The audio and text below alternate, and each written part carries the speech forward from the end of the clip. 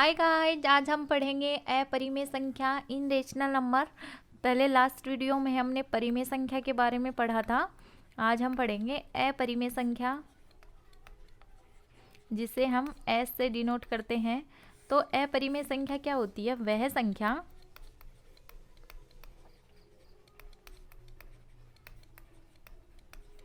जिसे हम P/Q के रूप में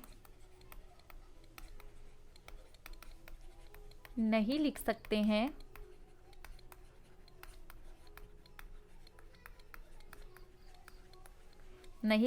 हैं, जहाँ P और Q पूर्णांक होंगे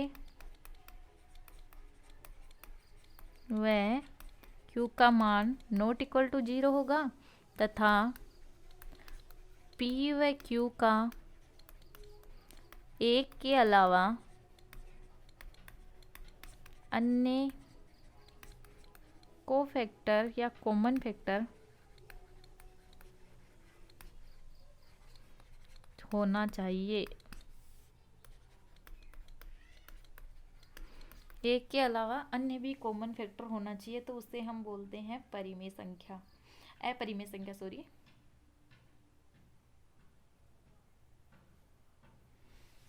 जैसे एग्जाम्पल √2, √3, √5, √7, √11, √13, √17,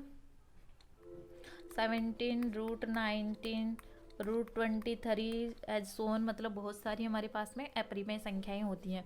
तो सबसे पहले हम देखें कि अपरिमेय संख्या √2 है, तो हम इसे सिद्ध करेंगे कि ये अपरिमेय संख्या है कि नहीं। ठीक है, तो इसके लिए हमने जैसे एग्जाम्पल ले लिया। सिद्ध कीजिए कि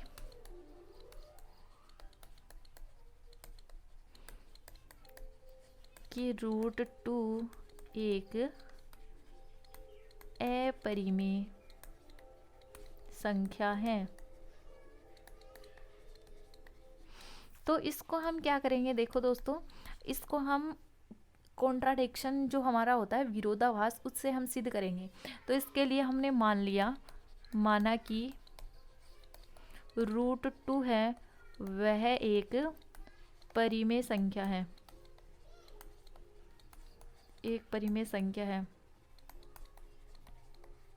तो परिमेय संख्या है, तो इसे हम P/Q के रूप में लिख सकते हैं।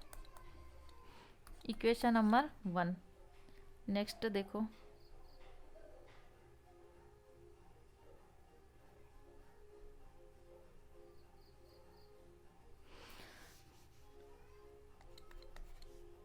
P is equal to √2 Q, equation number 2।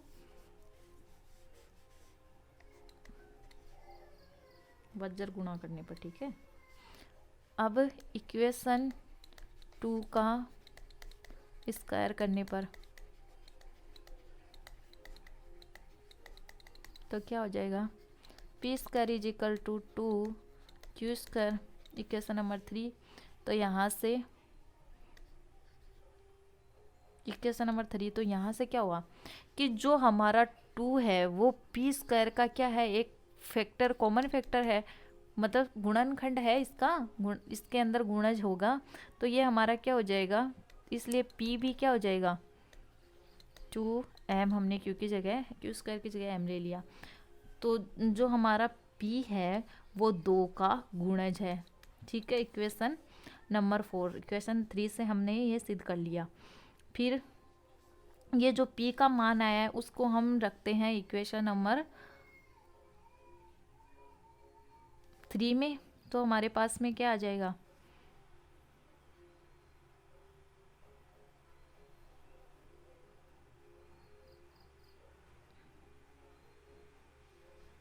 Four m² is equal to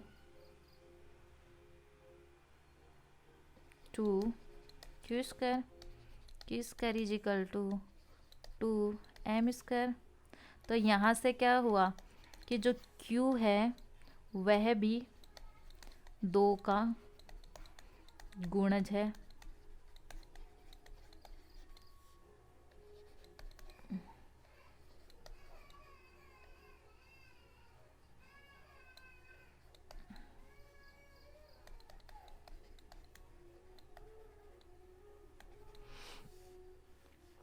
अब इक्वेशन 3 व इक्वेशन 5 से हम क्या लिख सकते हैं, हम लिख सकते हैं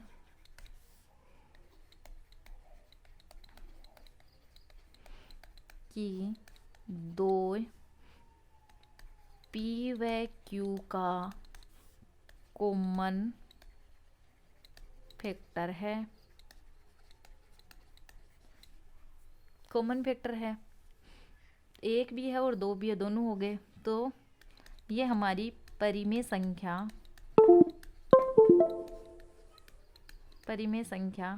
नहीं है, परिमेय संख्या नहीं है, तो ये हमारी क्या हो जाएगी, अपरिमेय संख्या। ये हमारी हो जाएगी अपरिमेय संख्या। कॉन्ट्राडिक्शन हमने देख लिया, क्योंकि हमारी जो परिमेय संख्या होती है उसके अंदर क्या होता है, जिसे हम p बटा क्यू के रूप में लिख सकते हैं, और p और q हमारा पूर्णांक होता है, और q का मान नॉट इक्वल टू 0 होता है, और p और जो q है उसका एक के अलावा अन्य कोई भी कॉमन फैक्टर नहीं होना चाहिए, तो वो हमारी परिमेय संख्या होती है। अब यहाँ पे क्या है, p और q का कॉमन फैक्टर 2 हमारे पास में, एक के अलावा 2 भी है, एक तो सभी में होता ही होता है, एक के अलावा 2 भी है, तो ये हमारी परिमेय संख्या तो नहीं होगी। अब संख्या हमारे पास में 2 प्रकार की होती है, परिमेय और अपरिमेय, तो परिमेय नहीं है तो दूसरी संख्या क्या हो जाएगी, अपरिमेय संख्या। तो √2 हमारी क्या हो गई, अपरिमेय संख्या हो गई, सॉरी अपरिमेय संख्या हो गई। ऐसे ही हम देखते हैं √3 है, उसको भी हम सिद्ध करते हैं, √5 है, इसी से आप करोगे ना तो सारे हो जाएंगे आपके, ठीक है, अपरिमेय। अब हम देखते हैं कि अपरिमेय संख्या को जो हमारी संख्या रेखा होती है उस पे कैसे डिनोट करते हैं। अपरिमेय संख्या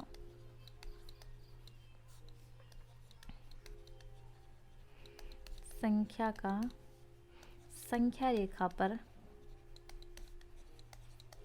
क्या रेखा पर निरूपण, ये हमारे आगे टॉपिक दे रखा है, लेकिन हमने परिमेय संख्या का भी निरूपण पढ़ लिया था संख्या रेखा के ऊपर, और इसका भी साथ में ही पढ़ रहे हैं। तो देखो अब √2 है, √2 या √3 जो भी हम एग्जाम्पल लेते हैं, √2 को संख्या रेखा पर हम कैसे लिखते हैं,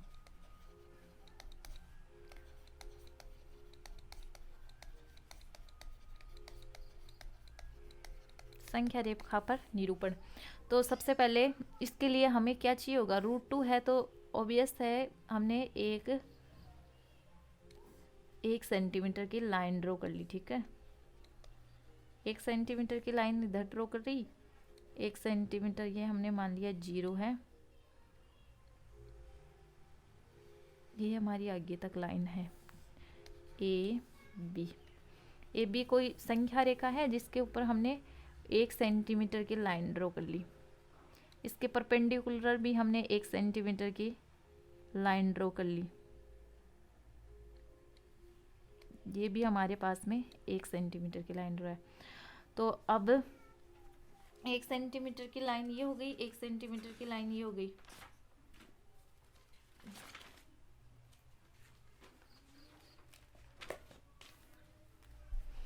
अब हम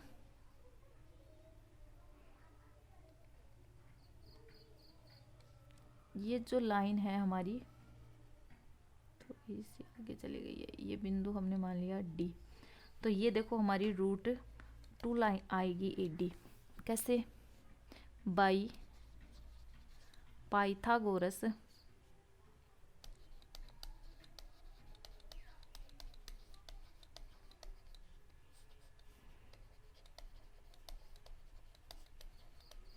प्रमेय से।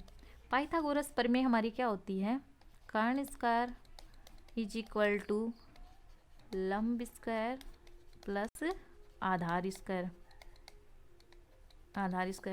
तो हमारा यहाँ पे कर्ण क्या है, AD square is equal to लंब हमारा क्या है, OD कितना है 1 सेंटीमीटर, प्लस जो OA या AO है वो भी हमारा क्या है 1 सेंटीमीटर, तो कितना हो गया 2, 1 और 1 2 हो गया ना, 1 का स्क्वायर 1 का स्क्वायर 1 2, तो हमारा AD बराबर क्या आ गया √2। तो हमारी ये आ गई रूट 2। अब यहाँ पे हम क्या करते हैं, अपना जो प्रकार होता है ना, प्रकार बोल, उसको यहाँ उसकी नोक यहाँ पे रखेंगे और यहाँ से एक चाप बोलते हैं जिसको, ऐसे draw draw draw draw draw करते रहेंगे तो यहाँ यहाँ पे हमारा ये आ जाएगा रूट 2, जिसका मान होता है 1.414। ये मतलब चलता रहेगा, ये मान हमारा यहाँ आएगा। ऐसे ही हम रूट 3 ज्ञात कर सकते हैं। जैसे हमने इसके परपेंडिकुलर एक और लाइन ले ली है यहाँ पे 1 सेंटीमीटर की, और फिर ऐसे इस दोनों को मिलाया और नीचे वाली रूट 2 है, इन दोनों को करेंगे तो हमारे पास में रूट 3 आ जाएगा। फिर यहाँ से हम प्रकार की नोक रखेंगे, यहाँ से मिलाएंगे तो ये ऐसे ऐसे ऐसे करके आ जाएगा। ऐसे ही यहाँ से फिर आगे 1 और सेंटीमीटर लेते रहेंगे, फिर इसको मिलाते रहेंगे तो हमारे पास में रूट 5 आ जाएगा। ठीक है, तो ऐसे ये फिर एक सर्किल सा बनने लग जाएगा पूरा। तो अपरिमेय संख्याओं का हमने संख्या रेखा के ऊपर निरूपण देख लिया, और जो हमारी अपरिमेय संख्या है उसका हमने अपरिमेय संख्या, सबसे पहले अपरिमेय संख्या की डेफिनेशन हो गई हमारे पास में। फिर हमने अपरिमेय संख्या को सिद्ध कर दिया कि भाई ये अपरिमेय संख्या है कि नहीं है। उसके बाद हमने देखा कि अपरिमेय संख्या का संख्या रेखा के ऊपर निरूपण कैसे होता है। आई होप आपको समझ में आया होगा।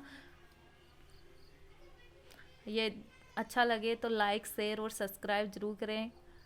हमारी नेक्स्ट वीडियो आपको मिलती रहेंगी, उसके लिए नोटिफिकेशन सब्सक्राइब करोगे तो। थैंक यू दोस्तों।